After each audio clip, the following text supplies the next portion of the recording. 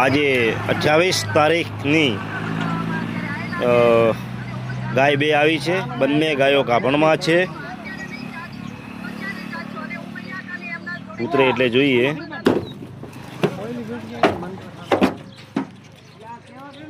ઓરિંદલ બીજું વેતર છે આર્યા અને ગાભણમાં છે।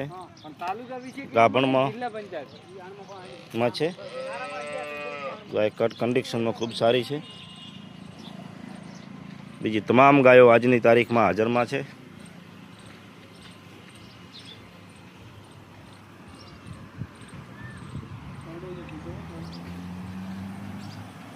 બીજી તમામ ગાયો આજની તારીખમાં હાજરમાં છે। ઓલી ગાય ઉતરે પણ એ જોઈ લઈએ આપણે।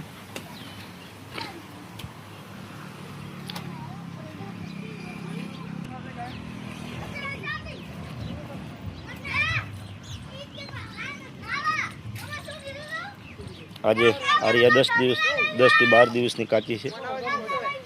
ઓય દાવ હમ હમ ખોટે